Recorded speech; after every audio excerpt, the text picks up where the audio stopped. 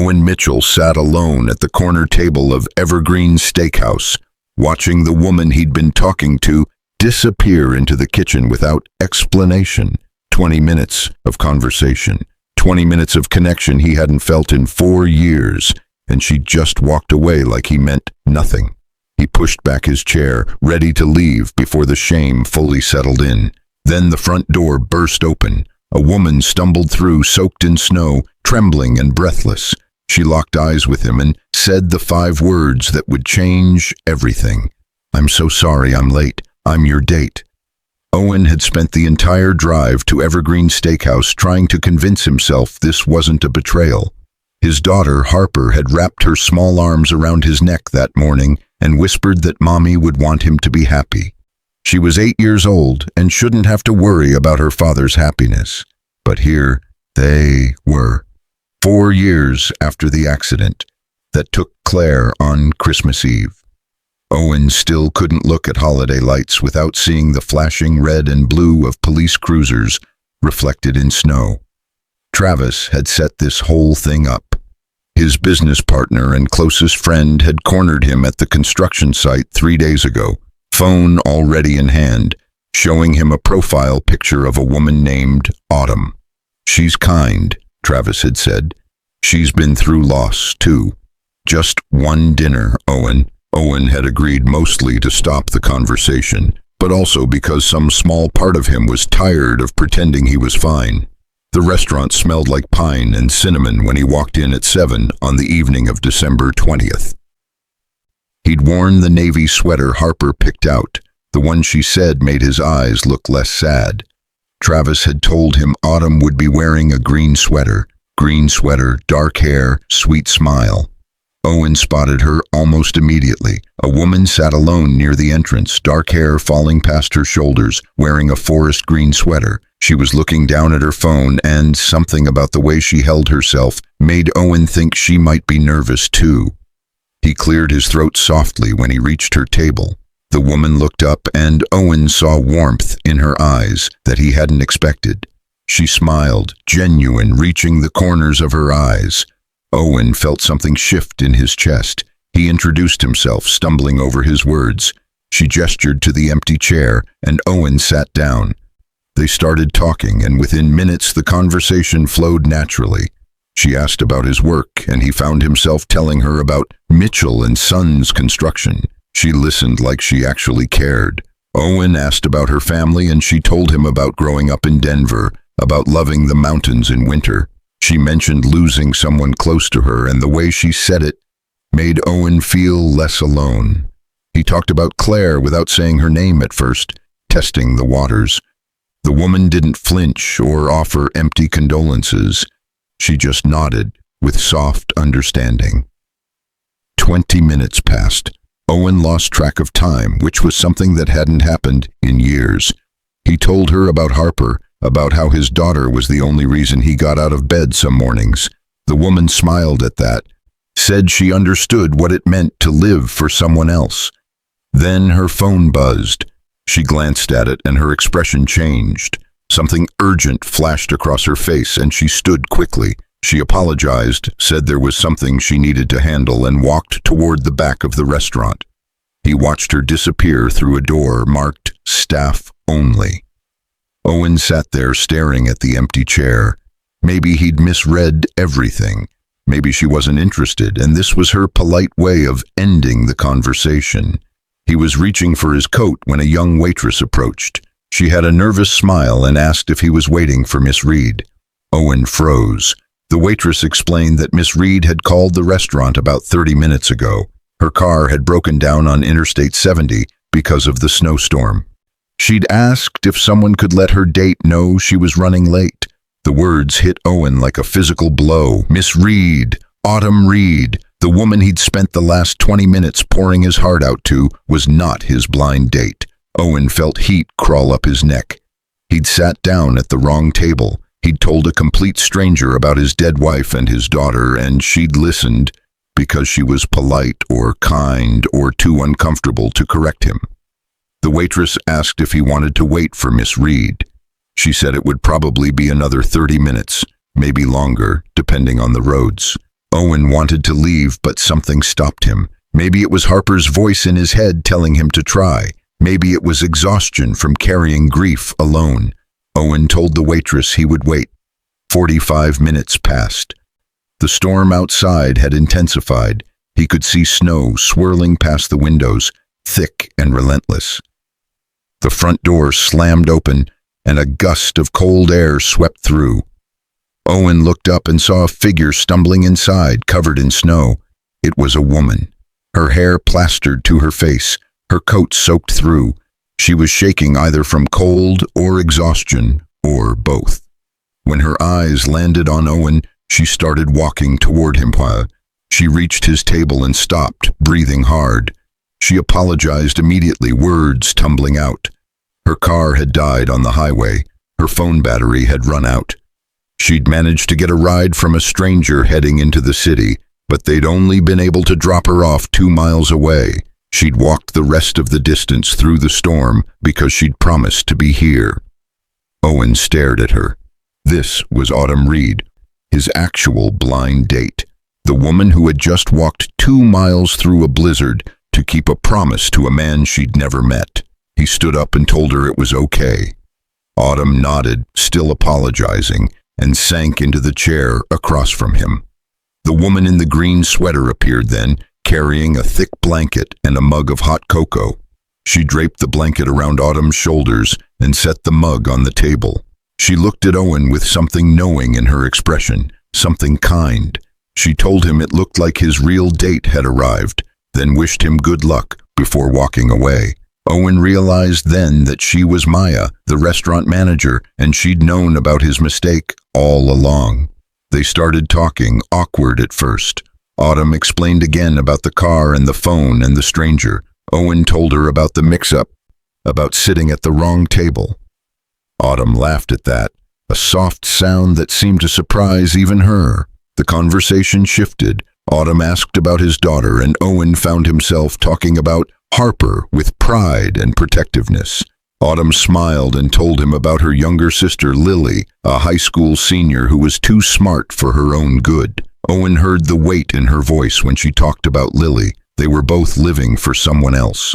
Autumn mentioned her mother briefly, just enough for Owen to understand that she'd lost her too. The grief in her eyes was familiar, and Owen felt that fragile connection start to form again. They stayed at the restaurant until 10. The staff started cleaning up around them, but no one asked them to leave. Owen and Autumn exchanged phone numbers before they walked out into the cold. The snow had stopped and the streets were quiet under a blanket of white. Owen offered to drive her home, and Autumn accepted. When he dropped her off at her apartment building, Autumn thanked him for waiting. Owen told her he was glad he did. She smiled, and for a moment he thought about kissing her, but it was too soon. He drove home thinking that maybe Harper was right. Maybe it was okay to try being happy again. Owen texted Autumn the next morning, asking if she and her sister wanted to come to his workshop that afternoon. Harper had been begging to make wooden ornaments for the tree. When Autumn replied yes immediately, Owen felt something close to excitement. They arrived at 2 that afternoon, December 21st. Autumn stood on the porch with a girl who had to be Lily. Where Autumn looked warm and open, Lily looked guarded. She had her arms crossed, and her expression was carefully neutral. Harper grabbed Lily's hand and pulled her toward the workshop, chattering about all the ornaments they were going to make. Lily let herself be dragged along, and Owen caught the smallest hint of a smile at the corner of her mouth. The workshop became loud with Harper's voice and the sound of sandpaper scraping against wood. Owen showed them how to cut basic shapes, how to smooth the edges. At some point, Lily moved closer to Harper, showing her how to paint tiny details with a thin brush. The younger girl looked up at Lily adoringly, and Lily's expression softened. Autumn caught Owen's eye across the workbench and smiled, a smile that said she saw it too. When it was time to leave, Harper hugged Autumn without asking permission first. She asked if she could come back soon. Autumn promised she would.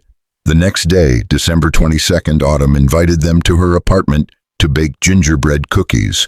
Autumn's apartment was small, tucked into an older building on the east side of Denver.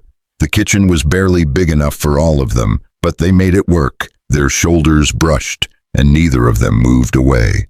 Autumn asked him about Claire gently, and Owen found himself answering. He told her about the accident, about how it had happened on the way home from a Christmas party. Autumn didn't offer the usual platitudes. She just listened. And when he finished talking, she told him about her mother. She'd died 2 years ago from cancer, slowly and painfully. Autumn had watched her fade away while trying to keep Lily from falling apart. She'd given up her own plans for college to take care of her sister. Owen understood. Later, Lily pulled Autumn aside.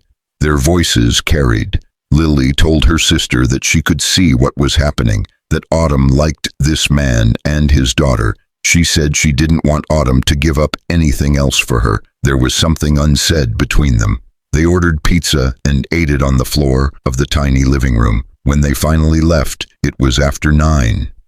Owen sat in the dark living room and thought about how dangerous it was to start hoping again. December 23rd arrived with fresh snow and clear skies.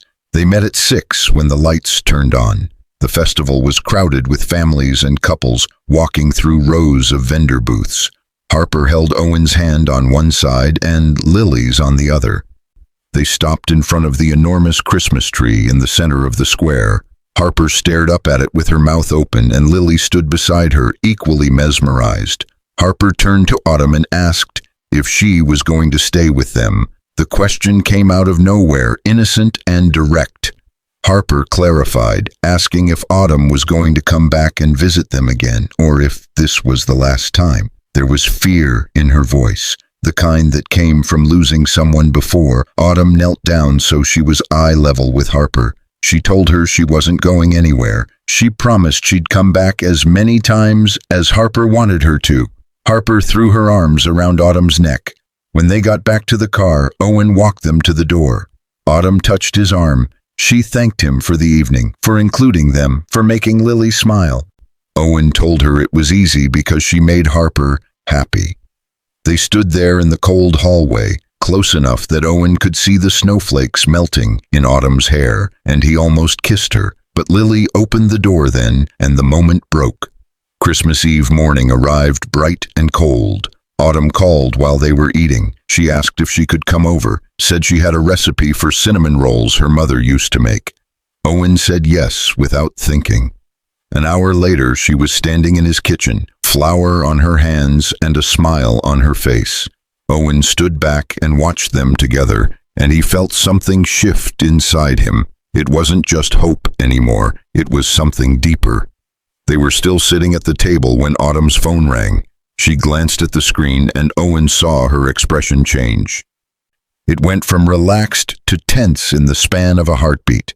She answered, and when she hung up, her hands were shaking. Autumn looked at Owen, and there were tears in her eyes. She told him it was a job offer. Phoenix Financial Group wanted her as their senior accountant. The salary was $85,000 a year, but it meant moving to Arizona. It meant leaving Denver. Owen felt the words hit him like a physical blow. Phoenix, Arizona, 1,000 miles away. Autumn told him she had to take it, that this was the opportunity she'd been waiting for. They wanted her to start on January 2nd. That gave her just over a week. Owen had just signed a contract with the Denver City Council for a 6-month construction project. If he backed out, his company would be ruined. Harper was settled in school, had friends, had a life here. Owen reached across the table and took Autumn's hand. He told her he understood that she had to do what was right for Lily. Autumn squeezed his hand and told him she was sorry. They were saying goodbye before they'd even had a chance to begin. Autumn left that afternoon. She touched his face, her hand warm against his cheek, and told him she wished things were different. Owen said he did too. Then she turned and walked away. Harper cried herself to sleep. Owen sat in her room stroking her hair and telling her it would be okay, even though he didn't believe it himself. When she finally fell asleep, he went downstairs and sat in the dark living room staring at the Christmas tree. Owen thought about how quickly hope could turn into loss. December 28th arrived with a weather warning. A massive winter storm moving down from Canada that was supposed to be the worst in a decade. The storm hit around noon. Snow fell so thick that Owen couldn't see across the street. Harper's school had sent out a message saying the buses were running behind schedule. When 2 hours passed and Harper still wasn't home, he started to feel the familiar flutter of panic in his chest. He called the school and they told him the buses were stuck on Interstate 70, just past the mountain pass. Interstate 70, the same stretch of highway where Claire had died. Owen felt the room tilt. He ran to his truck. The roads were barely visible under the snow. When he got to the highway entrance, a police officer flagged him down. The cop told him the interstate was closed. Owen tried to explain about Harper. The officer was sympathetic but firm. He said Owen needed to go home and wait. Owen sat in his truck on the side of the road. He couldn't go forward and he couldn't go back. He was stuck, just like 4 years ago. His hands were shaking when he pulled out his phone. He scrolled through his contacts. His thumb hovered over Autumn's name. He typed the message without thinking. Harper was stuck on Interstate 70. He couldn't get to her and he needed help. He sent the message anyway because he didn't know what else to do. Owen sat there for 15 minutes before his phone buzzed. Autumn's response was 3 words. She said she was coming. His phone rang then, and it was Autumn's voice on the other end, tight with determination and fear. She told him she'd never actually made it to Phoenix. She and Lily had only gotten as far as Colorado Springs before Lily got sick with a bad flu. They'd checked into a hotel to wait it out, but now Autumn was getting in the car and she was heading north. Owen tried to tell her not to come, that the roads were too dangerous. Autumn cut him off. She told him Harper needed her, and that was all that mattered. Autumn hung up, and Owen sat in his truck praying. Owen's phone rang at 6. A woman's voice told him the children were safe. The buses had been cleared, and they were bringing the kids to a warming station at a fire department near the highway. The fire station was crowded with parents and crying children. Owen pushed through the crowd searching for Harper's face. He found her sitting on a bench near the back, wrapped in an emergency blanket. She looked small and scared, but she was alive. Owen ran to her, dropping to his knees and pulling her into his arms. Harper pulled back and looked at him with wide eyes. She told him Autumn had come. Harper said a woman had shown up at the bus before the fire trucks did, that she'd climbed through the snow and helped get the doors open. She'd made sure all the kids were okay. The woman had known her name, had asked if she was Owen Mitchell's daughter. When Harper said yes, the woman had hugged her and told her everything would be all right. Owen looked around the fire station, searching the crowd for Autumn's face. A firefighter said she'd left about 20 minutes ago. She'd refused medical attention even though she looked exhausted. She'd told them she needed to get back to her sister, who was sick and waiting at a hotel in Colorado Springs. Travis insisted on taking Harper home. He told Owen to go find Autumn. Owen drove south through the clearing storm. The hotel was a small chain off the highway. He knocked on the door and Lily answered. She looked tired and pale. She recognized Owen immediately and stepped aside to let him in. Autumn was sitting on the edge of one of the twin beds, staring at her hands. She looked up when Owen entered, and the exhaustion in her eyes made his chest ache. He asked if she was okay, and she nodded, but her hands were still shaking. Owen sat down beside her and took those shaking hands in his own. He told her thank you, told her she'd saved Harper's life.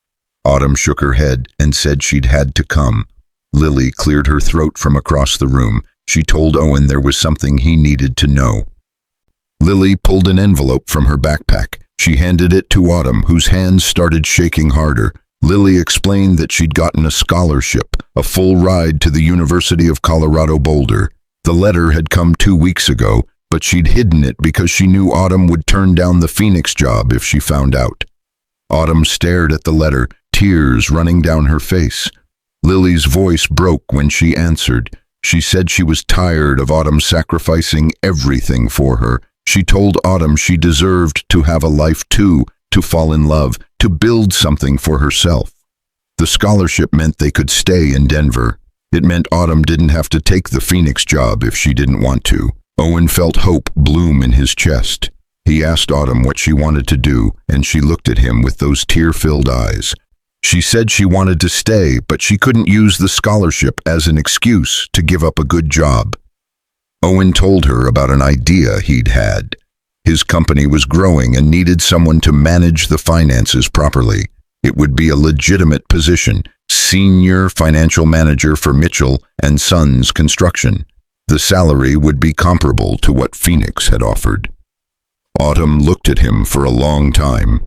She asked if he was sure if this was really what he wanted. Owen told her he'd never been more sure of anything in his life. He said he wanted her to stay, wanted Harper to have her in her life, wanted to see where this thing between them could go. He told her he was terrified of losing someone again, but he was more terrified of never trying. Autumn's answer was to kiss him. It was soft and tentative. Owen kissed her back, his hands coming up to cup her face, and for the first time since Claire died, he felt like he was allowed to be happy. They drove back to Denver together the next morning. Harper was waiting at home with Travis, and when she saw Autumn walk through the door, she screamed and ran into her arms. Autumn held her tight, promising again that she wasn't going anywhere. Autumn leaned into Owen's side and he wrapped his arm around her shoulders. She asked him if he was ready for this, for the complications and the work it would take. Owen said he was. He'd been running from happiness for 4 years, and he was tired of running. 1 year later, Owen found himself back at Evergreen Steakhouse on Christmas Eve. He'd reserved the same corner table where everything had started. Autumn sat across from him now, wearing a green sweater that reminded him of that first night. Harper and Lily were at the next table over, trying and failing to contain their giggles. Owen reached into his pocket and pulled out a small velvet box. His hands were steadier than he'd expected them to be. When he opened the box to reveal the ring inside, Autumn's breath caught. He told her he'd been thinking about this for months, about what it meant to build a life with someone after loss. He said he'd learned that loving someone again didn't mean forgetting the people who came before. It meant honoring their memory by choosing to be happy. He asked her to marry him. Autumn said yes before he finished asking. She was crying again, but this time it was the good kind of tears. Owen slipped the ring onto her finger, and Harper and Lily erupted in cheers. Other diners started clapping. Owen pulled Autumn close and kissed her, while their daughters laughed, and the restaurant, full of strangers, celebrated with them. Later that night, Owen and Autumn stood in front of the Christmas tree. Autumn leaned her head on Owen's shoulder and told him she was glad she'd walked 2 miles through a snowstorm to meet him. Owen said he was glad he'd waited. They stood there in the soft glow of the Christmas lights. 2 people who'd learned that sometimes the best gifts come wrapped in second chances, and sometimes the person you're meant to find is the one who refuses to give up on you, even when everything tells them they should.